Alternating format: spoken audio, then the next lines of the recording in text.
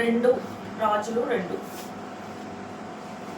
దావీదునకు మరణకాలము సమీపింపగా అతడు తన కుమారుడైన సొలొమోనునకు ఇలాగు ఆజ్ఞయించెను. లోకులందరూ పోవలసిన మార్గం నేను పోవుచున్నాను. కాబట్టి నీవు ధైర్యము తెచ్చుకుని నిబ్బరము కలిగి నీ దేవుడైన యెహోవా అప్పగించిన దానిని కాపాడి ఆయన మార్గములను సవరించిన ఎడల నీవు ఏ పని పూనుకొనినను ఎక్కడ తిరిగినను అన్నిటిలో వివేకముగా నడుచుకుందువు. మోషే ధర్మశాస్త్రంలో వ్రాయబడి ఉన్న దేవుని కట్టడలను ఆయన నియమించిన ధర్మమంతటిని ఆయన న్యాయవిధులను శాసనములను గైకొనుము. అప్పుడు నీ పిల్లల తన ప్రవర్తన విషయంలో జాగ్రత్తగా ఉండి నా ఎదుట తన పూర్ణ హృదయంతో పూర్ణ మనసుతో సత్యము అనుసరించి నడుచుకుని ఎడల ఇశ్రాయేలు రాజ్య సింహాసనము మీద ఆసీనుడగు ఒకడు నీకు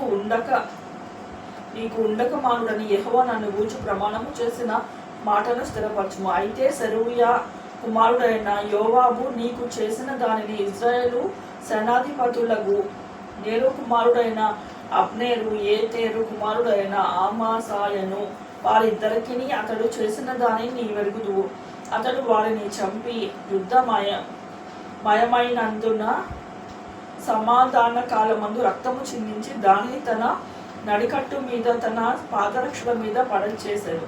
నీకు తోచినట్లు అతనికి చేయవచ్చును, కానీ అతను నెరసిన తల వెంట్రుకలను సమాధికి నెమ్మదిగా దిగనీయవద్దు. నేను నీ సహోదరుడైన అబ్షాలోము ముందర నుండి సాగిర్ నుండి పారిపోగా గిలాదీయుడైన బర్జిల్లయి కుమారులు నా సహాయమునకు వచ్చిరి. నీవు వారి మీద దయించి నీ బల్ల యొద్ద భోజనము చేయి వారిలో వారిని చేర్చుము.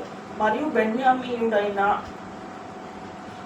గేరా కుమారుడును బహూరీమి ఊరువాడునైన షిమీని యొద్ద ఉన్నాడు. నేను మహానయీమునకు వెళ్ళుచుండగా అతడు నన్ను శపించెను.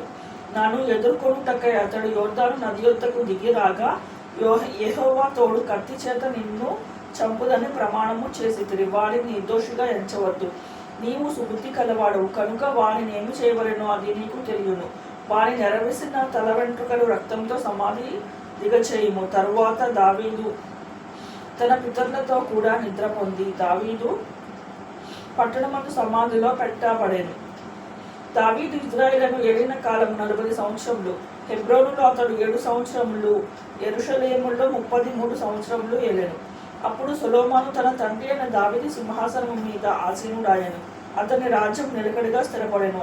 అంతలో హగ్గీతు కుమారుడైన అదోనియా సొలొమోను తల్లి అగు బత్షెబా యొద్దకు రాగా సమాధానముగా వచ్చుచున్నావా అని అతనిని అడిగాను. అతడు సమాధానముగానే వచ్చుచున్నానని చెప్పి నీతో చెప్పవలసిన మాట ఒకటి ఉన్నదనెను. ఆమె అది చెప్పమనగా అతడు రాజ్యము నాదే ఉండననియు నేను ఏలవలెనని ఇశ్రాయేలందరూ తమ దృష్టి మీద ఉంచిరనియు నీవు ఎరుగుదువు. అయితే రాజ్యము నాది కాక నా సహోదరునిది ఆయన, అది యెహోవా వలన అతనికి ప్రాప్తమాయెను. అతడు నేను నీతో ఒకటి మనవి చేసుకొని చున్నాను కాదనకుము. ఆమె చెప్పమనగా అతడు రాజగు సొలొమోను షూనేమీయురాలైన అబీషగును నాకు పెండ్లికిచ్చుటకు దయచేసి అతనితో నీవు చెప్పవలెను. అతడు నీతో కాదని చెప్పబడిన బత్షెబ మంచిది, నిన్ను గూర్చి రాజుతో చెప్పమని. బత్షెబ రాజైన సొలొమోను వద్దకు అదోనియా పక్షమున చెప్పుటకు వచ్చినప్పుడు రాజు లేచి ఆమెకు ఎదురుగా వచ్చి ఆమెకు నమస్కారం చేసి సింహాసనం మీద ఆసీనుడై తన తల్లి కొరకు ఆసనము ఒకటి వేయింపగా ఆమె అతడి కుడి పార్శ్వమున కూర్చుండెను. ఒక చిన్న మనవి చేయగోరుచున్నాను, నా మాట త్రోసివేయకమని ఆమె చెప్పగా రాజు నా తల్లి చెప్పుము, నీ మాట త్రోసివేయననగా ఆమె షూనేమీయురాలైన అబీషగును నీ సహోదరుడైన అదోనియాకు పెండ్లికిచ్చుకొనవలెనెను. అందుకు రాజైన సొలొమోను షూనేమీయురాలైన అబీషగును మాత్రమే అదోనియా కొరకు అడుగుట ఏ కదా, అతడు నా అన్న కాబట్టి అతని కొరకును యాజకుడైన అబ్యాతారు కొరకును పెరుయా కుమారుడైన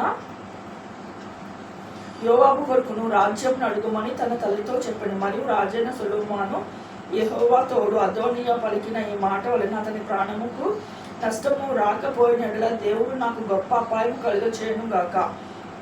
నన్ను స్థిరపరిచి నా తండ్రి సింహాసనం మీద నన్ను ఆసీనుడిగా చేసి తన వాగ్దానము ప్రకారము నాకు కుటుంబము కలుగ చేసిన యెహోవా జీవము తోడు అదోనియా దినమున మరణమవునని చెప్పి యాదా కుమారుడైన బెనయాను పంపగా ఇతడు అదోనియా మీద పడినందున అతడు చనిపోయాడు. తరువాత రాజు యాజకుడైన అబ్యాతారును సెలవిచ్చినదేమనగా, అవలోతోతులో నీకు కలిగిన పొలములకు వెళ్ళుము.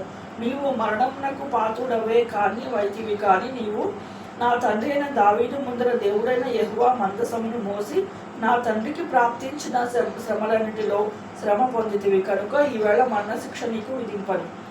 తరువాత సొలొమోను అబ్యాతారు యెహోవాకు యాజకుడిగా ఉండకుండా తీసివేసెను.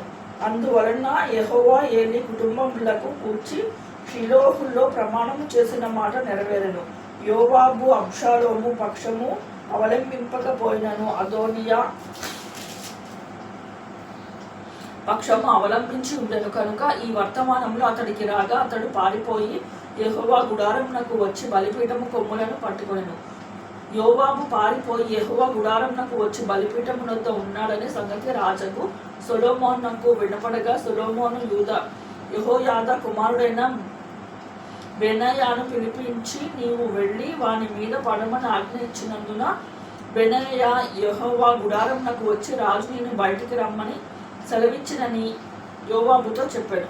అతడు అది కాదు, నేను ఇక్కడ చచ్చేదనగా బెనయా తిరిగి రాజునొద్దకు వచ్చి యోవాబు తనతో చెప్పిన మాట రాజునకు తెలియజేశాను. అందుకు రాజు ఇట్లనెను, అతడు నీతో చెప్పినట్లుగా చేయము. అతడు ధారపోసిన నిరపరాధుల రక్తంను నా తండ్రి కుటుంబీకుల మట్టుకు పరిహారము చేయుటకే అతని చంపి పాతిపెట్టుము.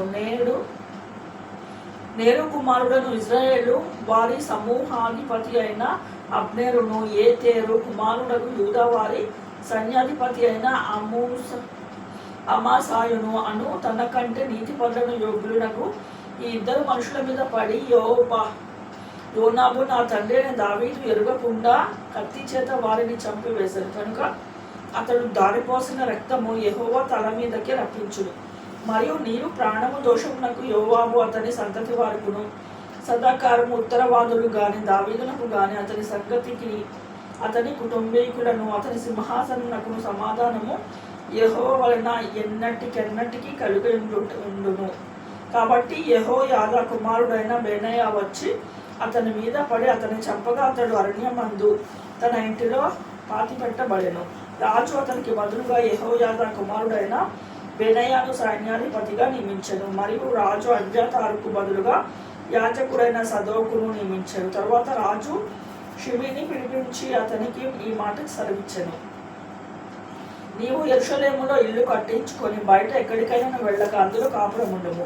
నీవు ఈ దినమున బయలుదేరి కిద్రోను ఏరు వాగు దాటుదువో ఆ దినమున నీవు చచ్చుట నిశ్చయమని రూఢిగా తెలుసుకొనుము. నీ ప్రాణమునకు నీవే ఉత్తరవాదిగా. షిమీ తమరు సెలవిచ్చినది మంచిదేను. నా ఏలిన వాడిన రాజుకు తమరు చెప్పిన ప్రకారము తమ సేవకుడైన నేను చేసేదనని రాజుతో చెప్పాను. షిమీ యెరూషలేములో అనేక దినములు నివాసము చేయుచుండెను. అయితే 3 సంవత్సరముల తరువాత షిమీ యొక్క పనివారిలో ఇద్దరు పారిపోయి మయకా కుమారుడైన అకీషు అను గాతు రాజు నొద్దకు చేరి అంతటా నీ వారు గాతులో ఉన్నారని షిమీకి వర్తమానము కాగా షిమీ లేచి గాడిదను గంత కట్టి తన పనివారికి ఎదుటకై గాతులోని అకీషు నొద్దకు పోయెను. ఇలాగున షిమీ పోయి గాతులో నుండి తన పని వారిని తీసుకొని వచ్చాను. షిమీ యెరూషలేములో నుండి గాతునకు పోయి వచ్చినని సొలొమోనుకు వర్తమానము రాగా రాజు షిమీని పిలువనంపించి అతనితో ఇట్లనెను, నీవు ఏ దినమున బయలుదేరి ఏ స్థలమునకైనాను వెళ్ళుదు ఆ దినమున నీవు మరణమవుదు నిశ్చయముగా తెలుసుకునేవారని యెహోవా తోడని నేను నీకు ఖండితముగా ఆజ్ఞ ఇచ్చి నీ చేత ప్రమాణము చేయించితిని కదా. మరియు తమరు సెలవిచ్చినదే మంచిదని నీవు ఒప్పుకొంటివి. కాబట్టి యెహోవా తోడని నీవు చేసిన ప్రమాణమును నీకు ఆజ్ఞయించిన ఆజ్ఞను నీవు గైకొని పోతివేమని అడిగి, నీవు మా తండ్రి వాడిన దావీదుకు చేసినట్లు నా హృదయంలో మెలుగుచున్న కీడంతయు నీకు తెలియను. నీవు చేసిన కీడు యెహోవా తల మీదకే రప్పించును. అయితే రాజైన సొలొమోను ఆశీర్వాదము పొందును. దావీదు సింహాసనము యెహోవా సముఖమందు సదాకాలము స్థిరపరచబడు అని షిమీతో చెప్పాడు. రాజు యెహోయాదా కుమారుడైన బెనయాకు సెలవీయగా అతను బయలుదేరి వాని మీద పడి వాని చంపాను. ఈ ప్రకారము రాజ్యము సొలొమోను వశమున స్థిరపడెను.